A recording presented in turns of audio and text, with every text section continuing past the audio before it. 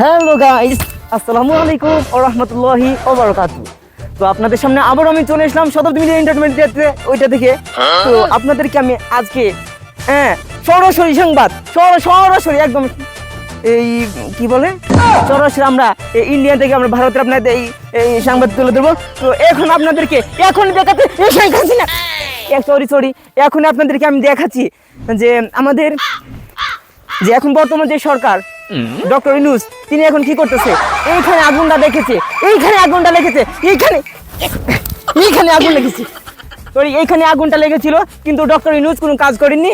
তো এখানে কিভাবে আগুনটা লেগেছে এটা আপনাদেরকে আমি তুলে ধরবো। গাইস দেখতে পাচ্ছেন এখানে বাড়িটা। তো এই বাড়ির মধ্যে একটি ছোট একটা সন্তান, ছোট্ট বাবু, যে কচি বাবু, ওই বাবুটা একা বাস করছিল, একা খেলাধুলা করছিল। তো এই বাড়ি থেকে যখন বাবুটা এই জায়গার মধ্যে চলে আসে, তো হঠাৎ করে কিভাবে আগুনটা লেগে যায়, আগুনটা লেগে গেল। তারপরে হিন্দু ভাইদেরকে পুড়ে মারা হলো, আমাদের অসহায় নারী নির্যাতনকে পেরে আমার মাটা হলো। কিন্তু ওই জায়গার মধ্যে আবার গেল। কিন্তু বারবার একই দৃশ্য কেন হচ্ছে? কেন এত নির্যাতন, কেন এত মায়া অহংকার? আমার মাথা মধ্যে কাজ করতেছে না, সরি। তো আপনাদেরকে আরেকটি দৃশ্য দেখবো।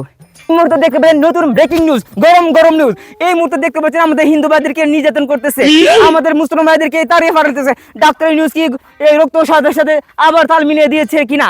আমাদের ডক্টর ইউনূস তিনি কি আবার উগ্রবাদীর সাথে কি তাল দিয়েছে, হাত মিলিয়েছে কিনা? তো এই নিয়ে আপনাদের সামনে আবার আইটি তুলে ধরবো। তো এই নিউজ আমাদের সাথে থাকতে পারেন।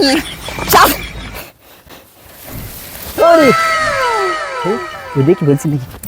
তো সরি আমি আপনাদেরকে যেটা বলতে চাইছিলাম, ডক্টর ইউনূস কি উগ্রবাদীর সাথে হাত মিলিয়েছে?